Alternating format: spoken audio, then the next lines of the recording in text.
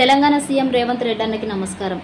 అన్న రేవంత్ రెడ్డి అన్న, ఏంటన్న ఈ పరిస్థితి? కరెంటు కోతలతోటి మేము ఉండాలా పోవాలా అన్న? రోజుకు 30-40 సార్లు కరెంటు కోతలన్న, దారుణం అసలు. మీరు ఉచిత విద్యుత్ దయచేసి అది తీసేయండి అన్న. మేము బిల్లులైనా కట్టుకుంటాంలే కానీ ఈ కరెంటు కోతలు మా వల్ల కాదు. రోజుకు 30-40 సార్లు కరెంటు రావడం పోవడం. ఇంకా మా గ్రామీణ ప్రాంతాల్లో అయితే పరిస్థితి మరీ దారుణంగా ఉంది. కొంచెము వర్షం పడినా, గాలి దుమ్ము వచ్చినా చాలు వెంటనే పవర్ కట్ అయిపోతుంది. అది ఎన్ని గంటలకు వస్తుందో కూడా తెలియట్లేదు.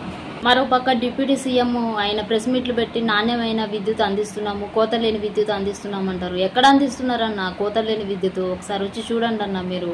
మీరింట్లో జనరేటర్లు, ఇన్వర్టర్లు పెట్టుకున్న వాళ్ళకి మీకు ఏమర్థమవుతుంది? ఇప్పుడు ఈ కరెంటు కోతల వల్ల ఇంట్లో వర్క్ చేసుకునేటోళ్ళ మాకే ఇంత ఇబ్బంది ఉంటే రేపు వ్యవసాయ పనులు స్టార్ట్ చేస్తే రైతుల పరిస్థితి ఏ విధంగా ఉంటుందన్న? ఒకసారి ఆలోచించండి అన్న. అప్పు చేసి సరే ఇన్వర్టర్లు కానీ జనరేటర్లు కానీ కొందామనే పరిస్థితికి వచ్చారు పేద జనం కూడా ఈ కరెంటు కోతల వల్ల.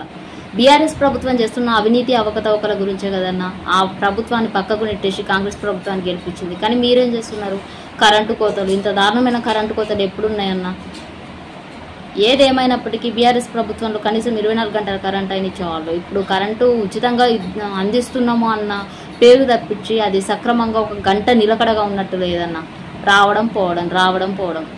మీకు అంత ఇబ్బంది అయి ఉండి కరెంటు కోతలు విధించేటప్పుడు ఆ ఫ్రీ విద్యుత్ అన్నది తీసేయండి అన్న. ఆ ఫ్రీ పథకం తీసేస్తానన్నా మేము బిల్లులైనా కట్టుకుంటాంలే కానీ మాతో కాదన్న. ఇది దయచేసి అర్థం చేసుకోండి అన్న.